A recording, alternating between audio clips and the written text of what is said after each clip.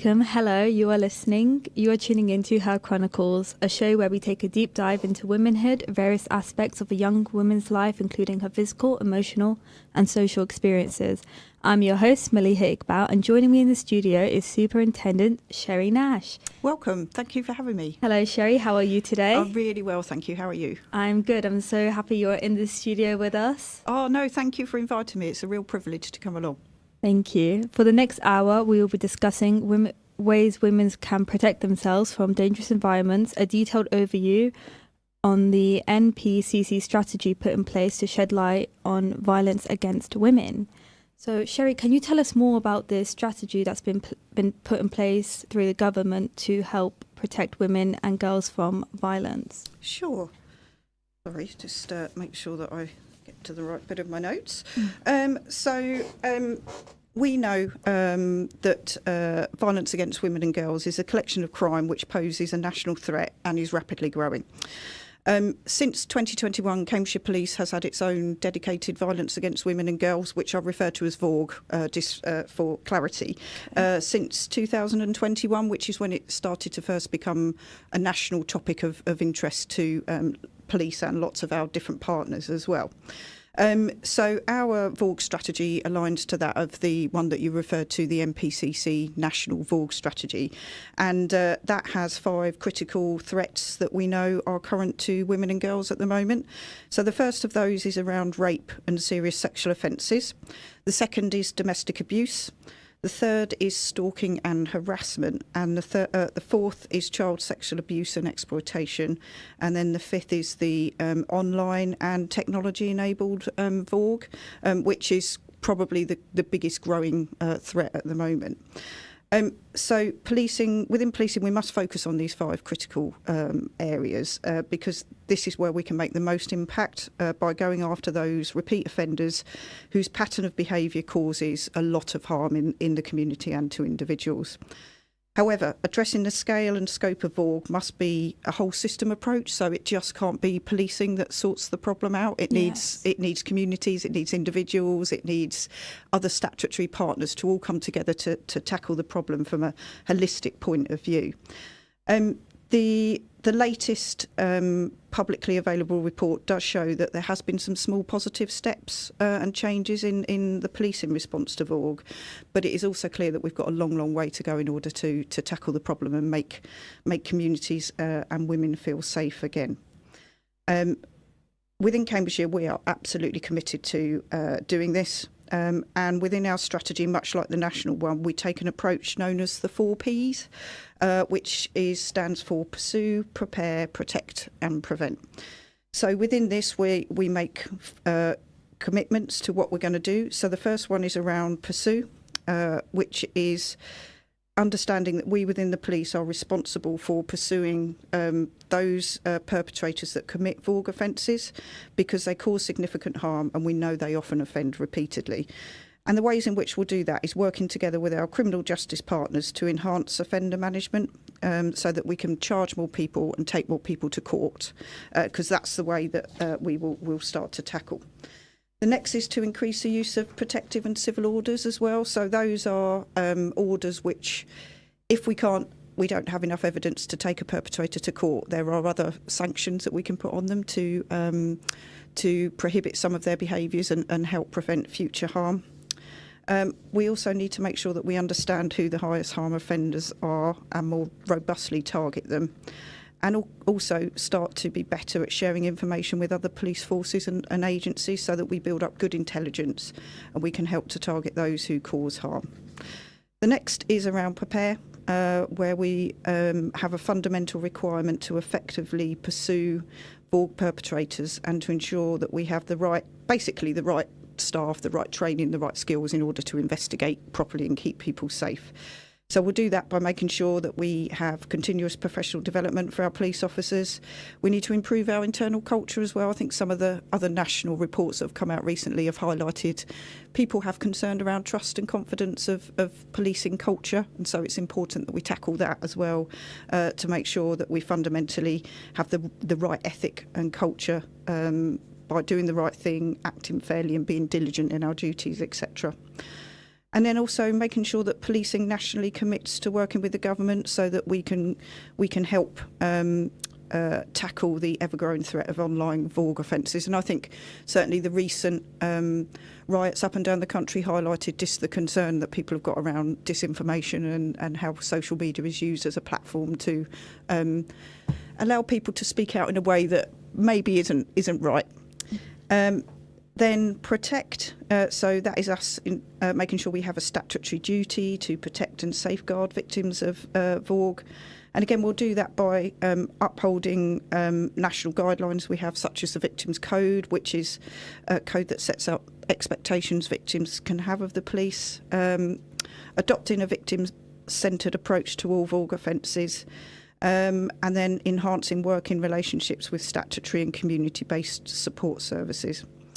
And then lastly, prevent, which is making sure we're clear on our role within that whole system of approach to preventing VORG. And that'll be by upholding our statutory responsibilities, making sure we've got the right resources in place who are focused on that early identification of risk. And as I mentioned earlier, just enhancing that intelligence gathering, really. Wow. We've got a lot to do. Yeah. It's really... very detailed. Yeah, it's a really detailed strategy.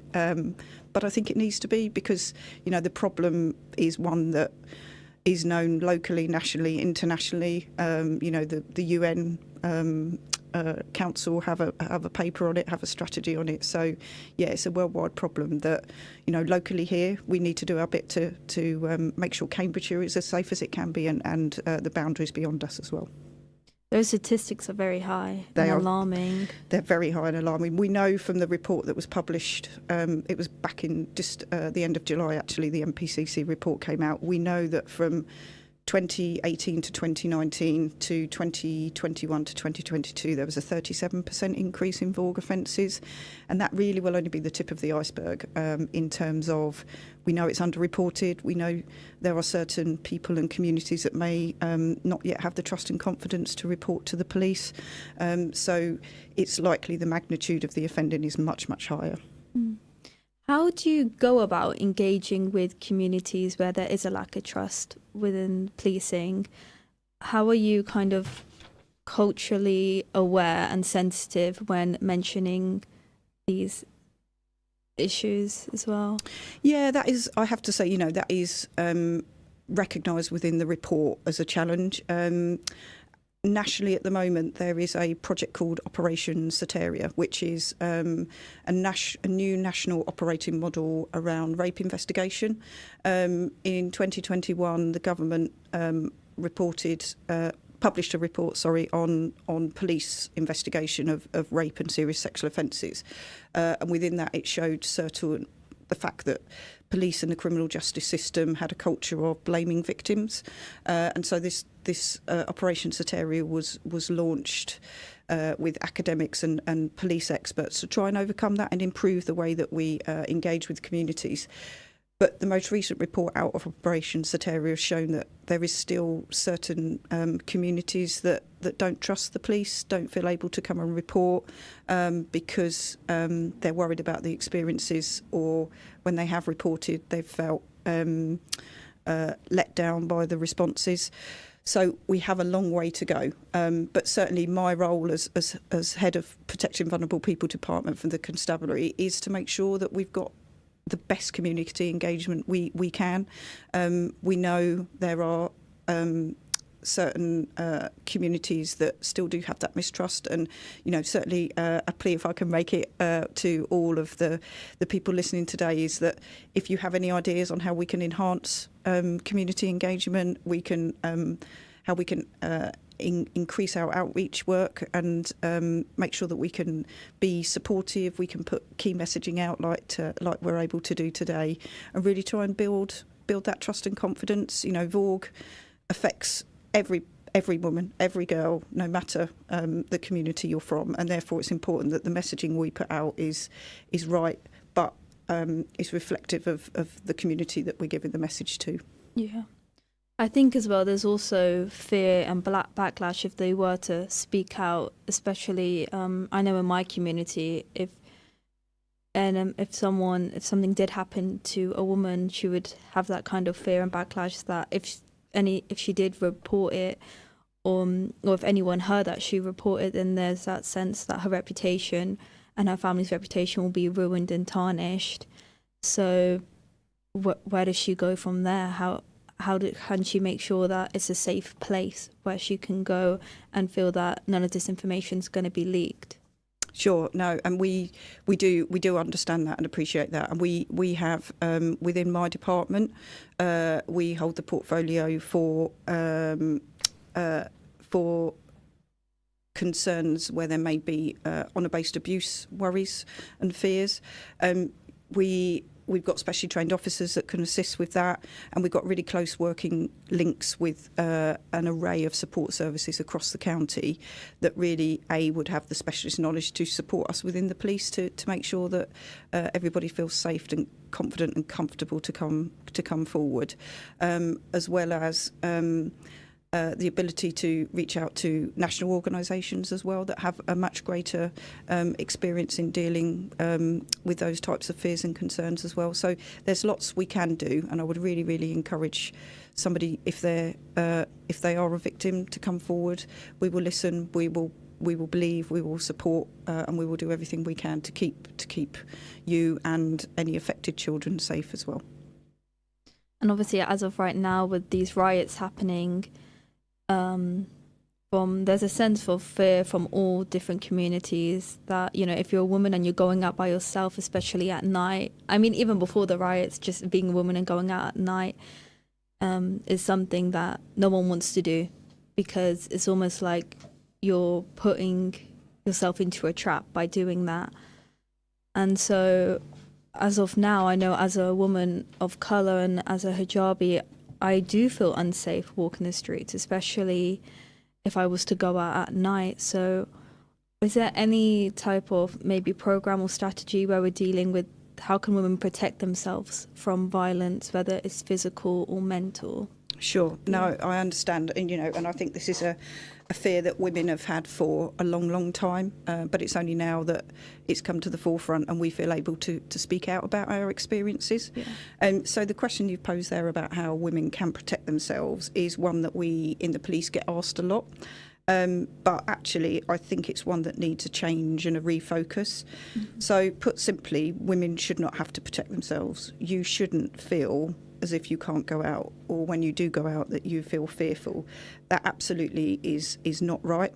You have the right to feel safe all of the time, whether you're alone, you're at home, you're at work, or you're in any other environment. Yes, simply put, you have the right to feel safe all of the time.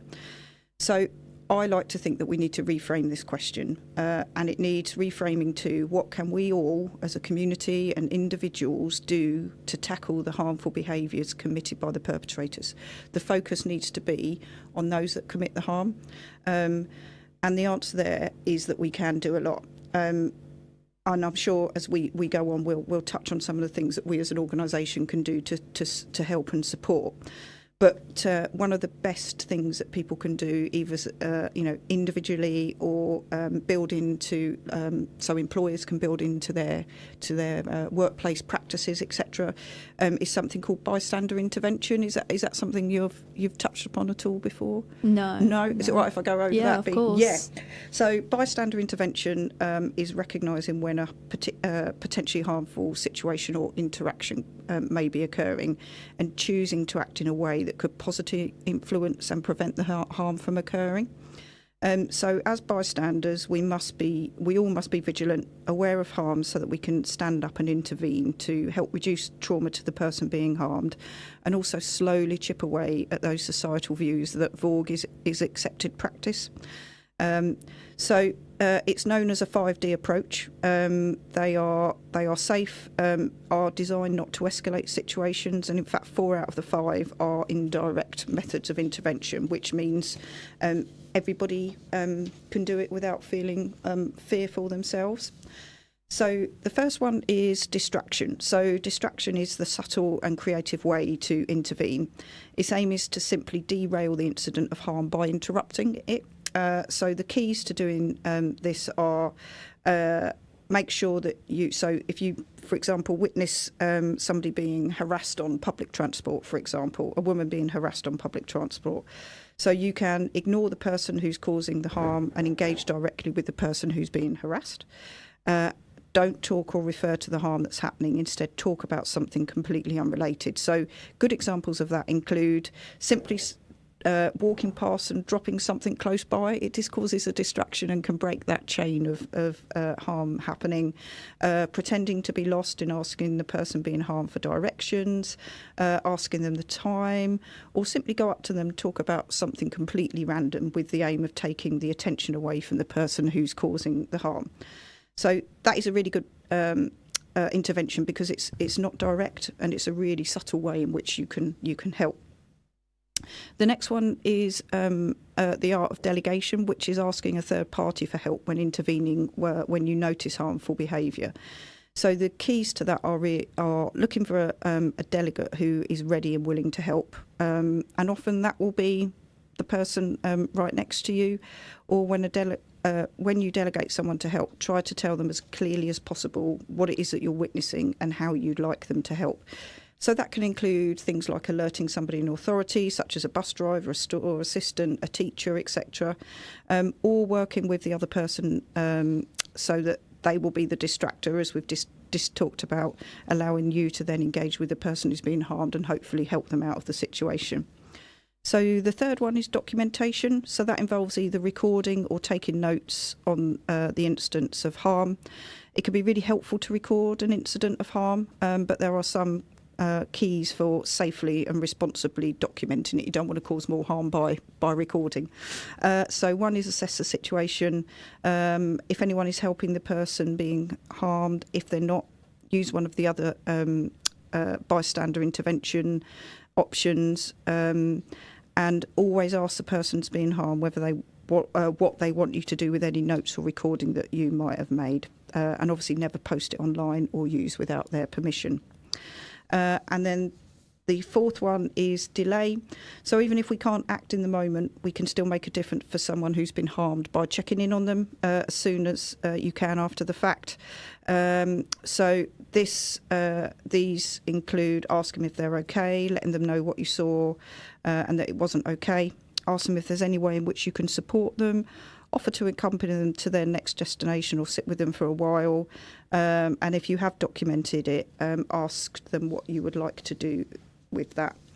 And then the last one is being direct. This is the one that you have to risk assess properly, because this is actually directly tackling the perpetrator, the person who's causing the harm. So you do have to exercise some degree of caution with this, because what we don't want is the person causing harm to redirect the harm to you as the person who's directly intervening. So if you are thinking of doing this, a few things you need to think about is, are you physically safe? Is the person being harmed physically safe? Do you think there is a likelihood that the situation will escalate? And if the person who's being harmed may want somebody to try and directly intervene. The best thing you can do with direct intervention is to keep it short and succinct. So the things that you can do are just say to the person who's causing harm, that's inappropriate or that's harassment, and simply just letting that individual know that you are there to support the person who's being harmed. So I think if society and individuals and communities can start to take some of those steps collectively, we'll start to kind of chip away at that cultural acceptance that seems to be the case at the moment, that it's okay to physically, emotionally, psychologically harm a woman or a girl. Prevention is the absolute key to tackling this. We can't afford to see increases in the harm being committed like we have done over the last 3 to 4 years. The best crime advice you can ever give anybody is prevention. But prevention here doesn't sit with us as women and girls. Prevention here sits with individuals, communities, and society, having the ability to challenge one another and let people who commit these types of offences know that it's not okay, because it's simply not. I never saw it that way, actually. That is, as a community, we none of us need to stand for this. So it's almost like we always need to unite if we see something wrong, to intervene in the right way. Yep. And first of all, by just checking the person is okay, making sure they're safe, or maybe sometimes even removing them from that environment, and making sure that the perpetrator knows that this is not okay. Yeah, absolutely. And you know, it takes courage to do that. But the more people that do it, the more acceptable that becomes, and then the more that becomes the cultural norm, and eventually will chip away. You know, it's really incumbent as well on males to challenge other males. You know, we need to have male allies as well that are willing to stand up and say to their mates, to their family, to the man they're sitting next to on the train, this isn't okay, I'm not going to accept this. It's not acceptable behaviour in a tolerant society. You know, we need to start that education in schools, in colleges, in universities, in the workplace. You know, there's so much that communities and individuals and people can do to help tackle this. You know, policing can't arrest ourselves out of this problem, so we can't.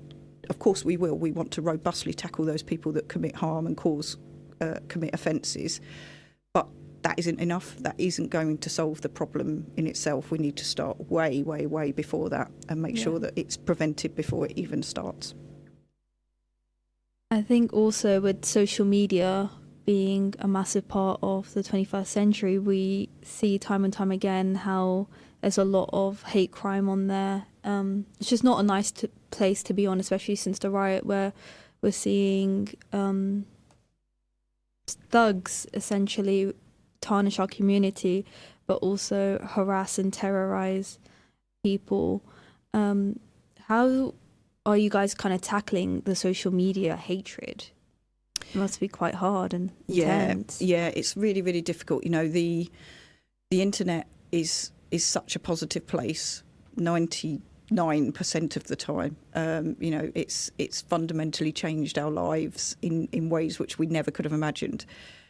But as with all things like that, there is a darker side, and like you say, the recent kind of riots and responses to that has really highlighted just how it is a platform that can be used by many people to either air views that they hold that are, you know, absolutely not right, or just try and stir up hatred just because they've got nothing better to do in some ways.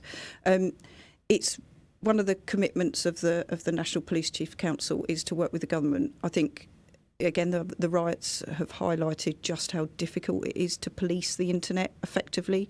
It's such a huge, vast space that, you know, just a second ago we were talking about how we as individuals can prevent VORG offences happening. The social media companies need to take the same approach. They need to be proactive in making sure that they have algorithms or online monitoring that means that those that are making those comments, they're instantly recognised and deleted, that they have the ability to proactively report these to police and other kind of online monitoring agencies, so that we can pick up root cause problems at the moment they're happening, and deal with those proactively. So the government released the online safety bill. There are some real positives in terms of that, and the emphasis that it does place on the social media companies and tech giants. But there's a long way still to go with it. As the internet evolves, as it will do over time, we need to make sure that we are on the front foot of that technology, so that we can make it a safe space for everybody to use without feeling fear, and how that then may lead to ramifications in communities as well. Yeah. Social media is just constant. It's never going to die down. It's always going to be current. And yeah, social media, they need to be accountable for the stuff they're letting people just pass by as a normal video when it's not. How, as young women, how can I, per se, we're just going to have a break now, actually, but after the break, we'll be discussing how we can identify toxic situations and how we can identify harassment and ways to not let it bypass us, ways to overcome harassment as well. But join us after the break. Thank you.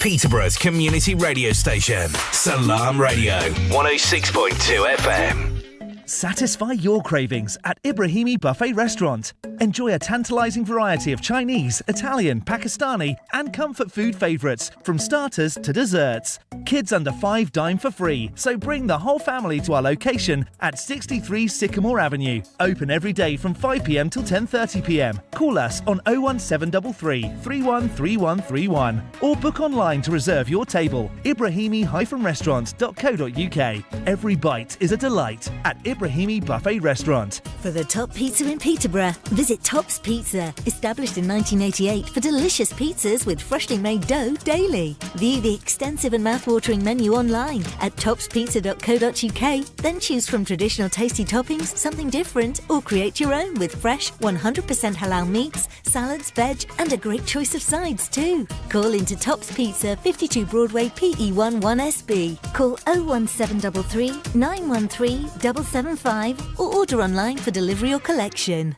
At Master's Pharmacy, we put your health and convenience first. We offer free blood pressure checks and blister-packed medication. With our free same-day prescription delivery service, you can have your medication when you need it.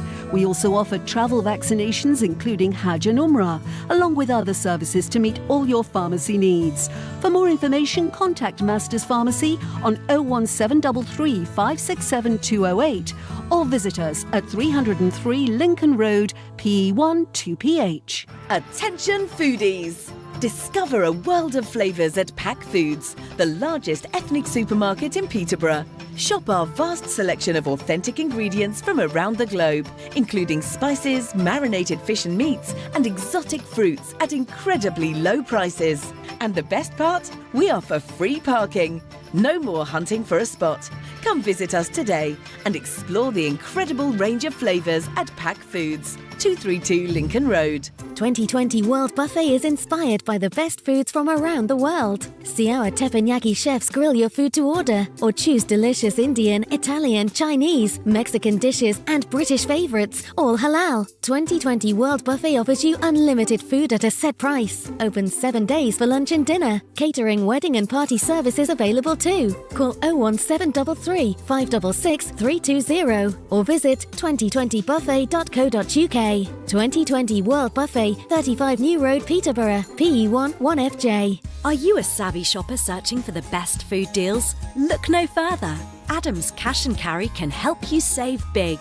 We're not just a food wholesaler for takeaways and restaurants. We also welcome household customers at our warehouse in Westwood, Peterborough. Visit our website and enjoy wholesale prices on everything from drinks to flour, rice to burgers and much more. To shop, go online and collect in store. Visit adamscashandcarry.co.uk today to start your savings spree. Bite into something wonderfully tasty at Big Mouth, 349 Lincoln Road in Peterborough. Eating in, for takeaway or delivery, Big Mouth now have a delicious new menu full of all your favourites. Crispy fried chicken, juicy smashed burgers, finger-licking piri-piri chicken, handmade pizzas, quality doner meat and so much more. So visit the family-friendly Big Mouth restaurant for fantastically fresh food. Call 01733 201020 or visit getbigmouthonline.com.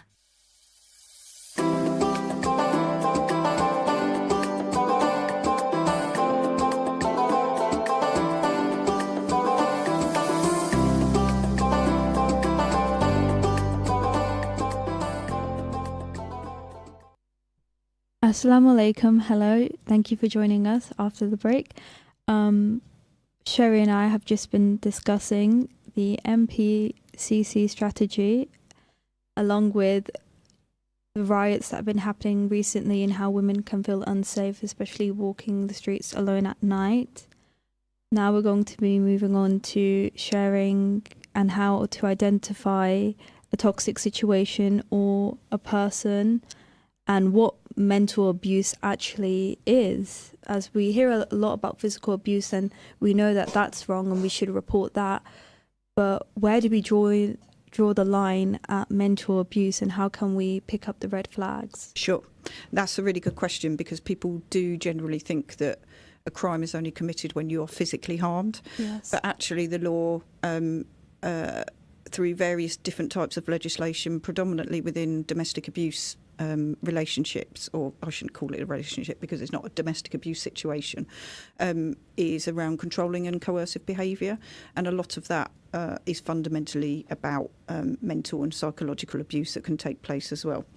So there are many signs within a situation or about a person that has the potential to be unhealthy or cause harm. But as we were just discussing in the break a little bit around just trusting your own intuition, trusting your own judgment. If something feels wrong, then it generally will be wrong. So the biggest bit of advice I can give, and one which I hope people will have the confidence to do, is report to the police. There are lots of ways you can do that through the website. If you don't want to speak to somebody, the website's got a lot of online information on VORG and the signs and symptoms of that. And by calling the police or popping into your local police station as well, there are plenty of people there that will be available to discuss your situation. If it turns out that what your experience is not a crime, then no harm done, and we can help and support you through the issue and signpost you to other agencies. But actually it might well be a crime, and one which we will investigate robustly, support you throughout, and make sure that the person who is responsible for that is held accountable for their actions. So I think the signs vary really according to the situation, and of course each situation and each person is unique, but there are some common factors which we know are signs and signals of potential harm. So thinking about signs within a relationship, they can include being threatened or made to feel frightened, making comments that put you down or make you feel bad when you're alone or in a group, making you do things you don't want to do without listening, making you feel guilty if you don't spend time with them, controlling who you see or what you do, being in control of your finances, causing physical and sexual harm. And actually, a lot of the time, the actual abuser being in denial by saying that it isn't happening or suggesting that you are the problem.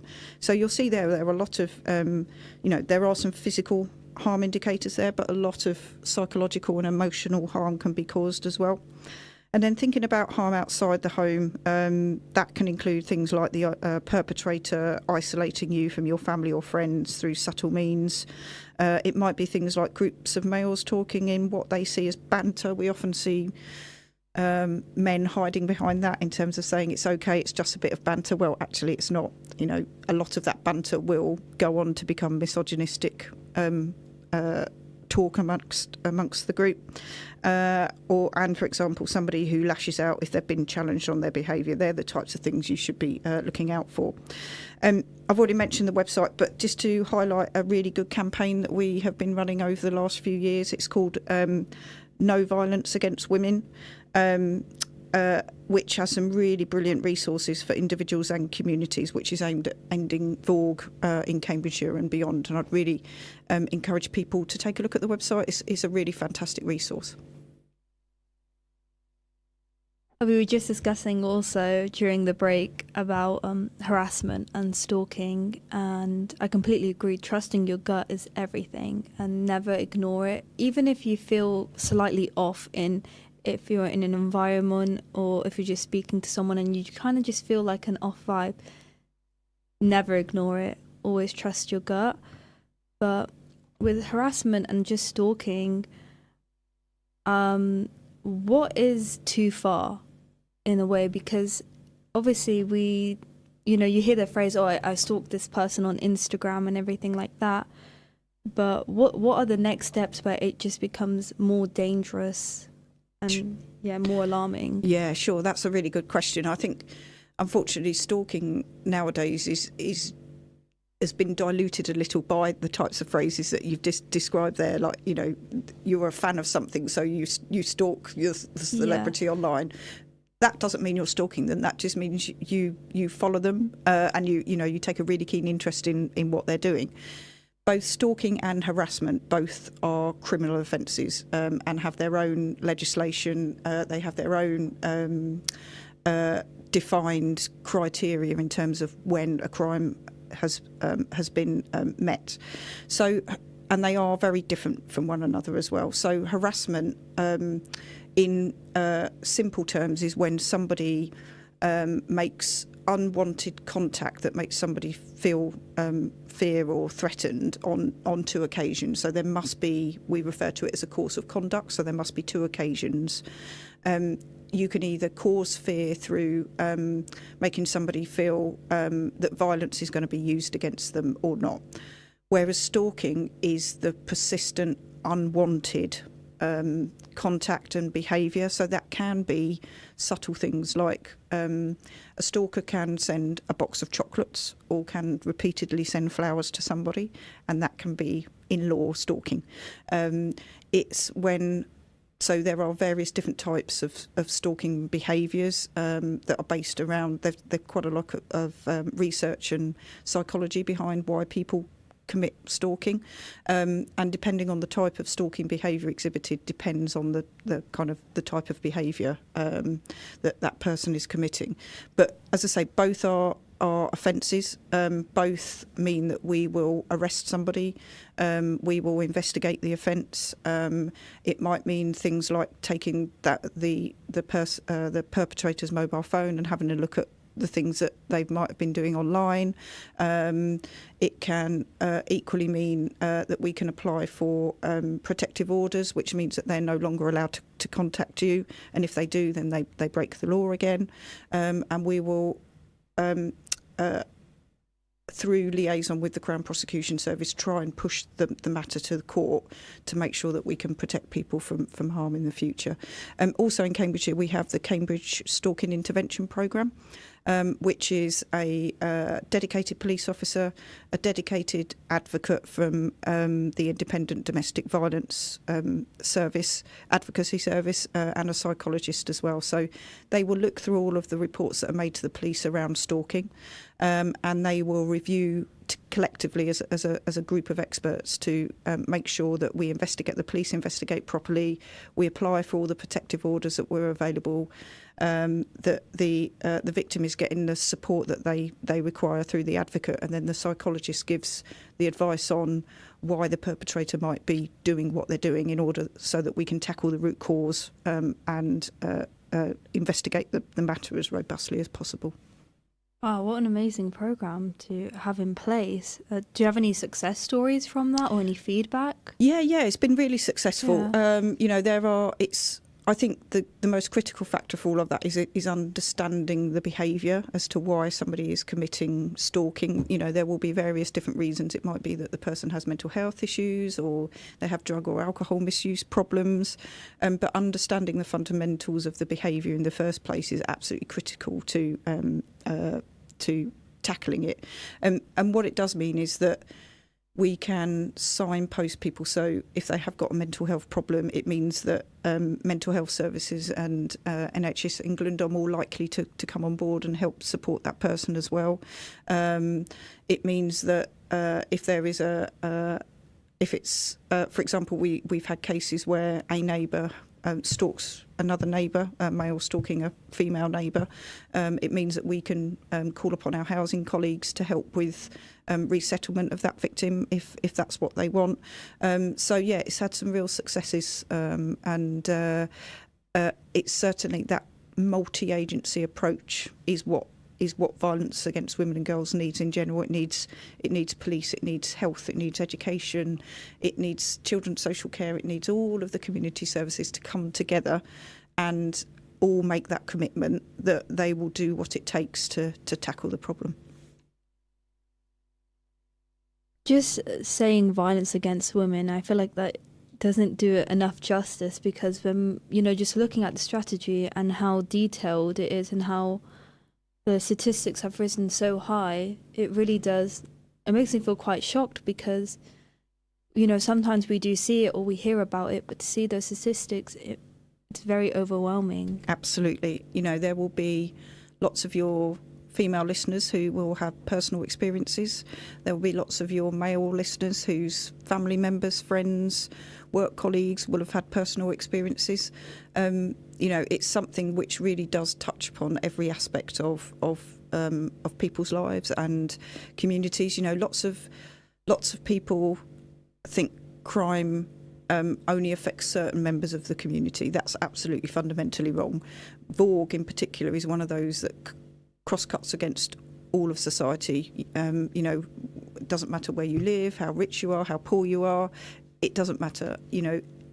It's a problem that is across all parts of society, and therefore it takes all parts of society to come together in order to commit to tackle the root causes of the problem. Yeah. And for any female listeners who are listening to this, what advice would you give to them if they're in a situation where they're either being harassed, or they don't know if they're being stalked, or something has happened to them and they feel they need to reach out to the police, but there's that fear or maybe lack of trust? What advice would you give? Sure. So I think the first thing is, if you do feel able to, then please do report to the police. Your crime will be listened to. We will investigate thoroughly if a crime has been committed, and we will be able to support you and signpost you to other agencies that can help give you support and advice as well. However, I do understand that there will be people that don't feel able to come to the police. So within the organisation, whilst it's part of the constabulary, it's almost independent from the constabulary. We have a victims and witness hub that is able to help and support people who have been victims of crime, even if they choose not to report it to the police. So the details for the Victim and Witness Hub can be found on our website as well.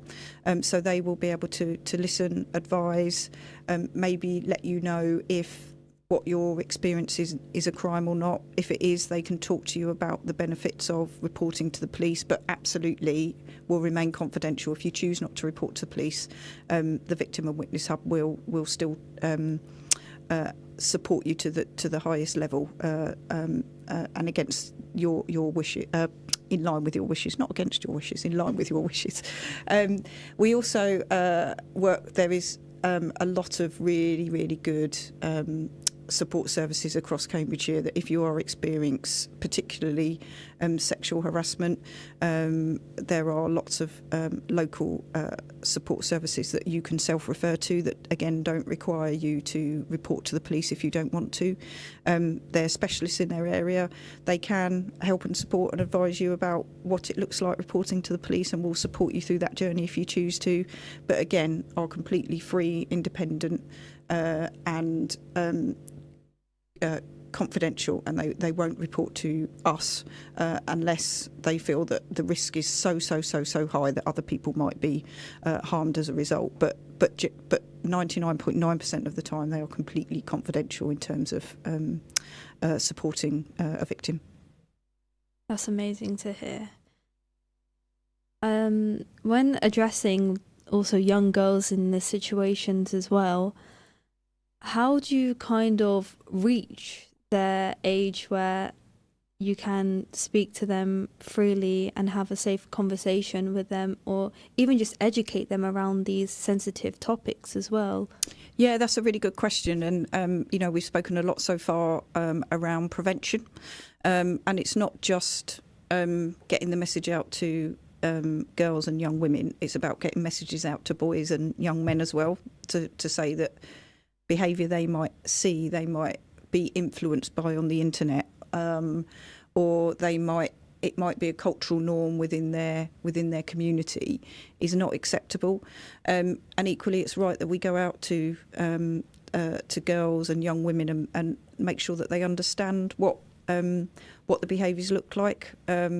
So within the constabulary, we have a dedicated resource of Safer Schools officers whose sole job is to work with schools and help teachers with the curriculum in terms of things like violence against women and girls, things like knife crime, all of those key things that are affecting young people in communities today.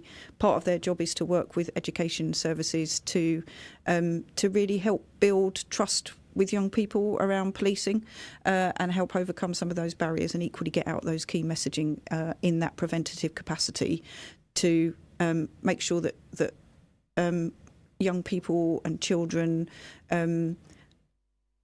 really understand, and equally kind of go into adulthood understanding risk, but most importantly understanding what they can do to help build a safe and strong community for them all to live in. That's a very valid point about boys and men as well. We're trying to make sure women are aware of where to draw the line and also what is not safe and the dangers in that, but also educating young boys that maybe what they see on social media or within their family, that's not normal behaviour, that's not acceptable behaviour. So how to be a man who, if they see something wrong or if they feel that they're portraying toxic behaviour, they know they need to either check themselves or maybe put someone else in their place as well in a safe way. Yeah, absolutely. You know, I think the strongest message, if I can get one across today, is that no behaviour of a woman or a girl will ever justify being the victim of harassment, stalking, rape, domestic abuse, and all the other broad spectrum of behaviours and offences that are within the VAUG arena. Absolutely nothing. That's why we need to reshift the focus. This is not about us keeping ourselves safe. This is not about us changing our behaviours, changing the way we dress, changing the time of day that we go out, changing the type of job that we might want to do.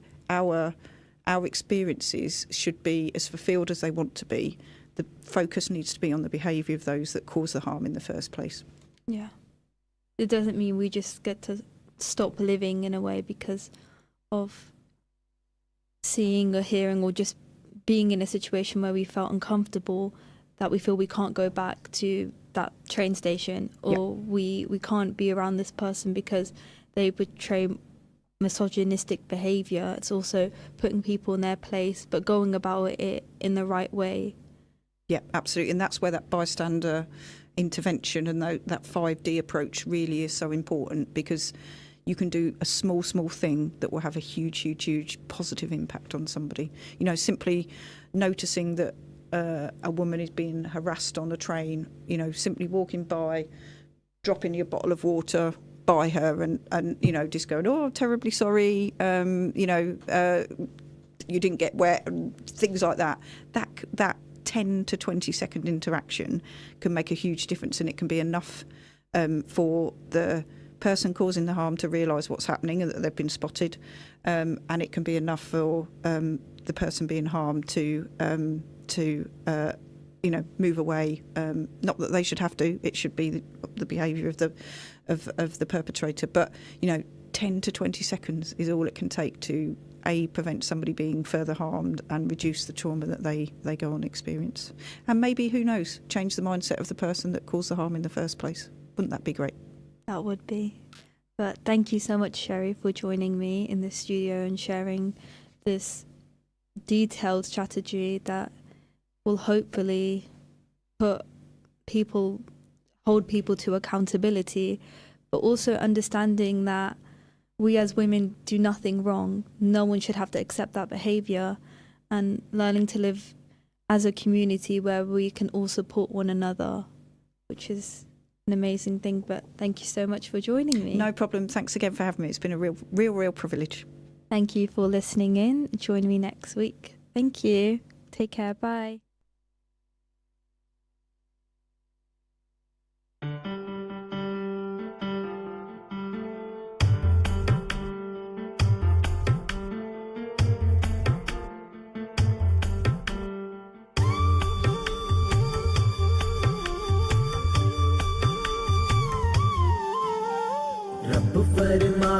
या महबूबा रब फरमाया महबूबा ज़माने सारे तेरे ने